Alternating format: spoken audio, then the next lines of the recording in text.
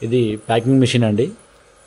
దీనికి పేపర్ ఎట్లా సెట్ చేయాలో, హీటర్స్ ఎట్లా చేంజ్ చేయాలో, బ్లేడ్ ఎట్లా చేంజ్ చేయాలో ఈ వీడియోలో మీకు చూపిస్తాను. చూడండి. ఈ ఫిలిం రోల్ ఫస్ట్ మనకి ఈ పొజిషన్ ఉంటుందండి. ఇది మన ఫ్రంట్ సైడ్ ఉండాలి. ఫిలిం ఇది కవర్ మన సైడ్ ఉండాలి. ఇది పైన పొజిషన్స్ చూడండి ఎట్లా మనము వేసుకోవాలో పేపరు చూపిస్తున్నాం. డైరెక్షన్స్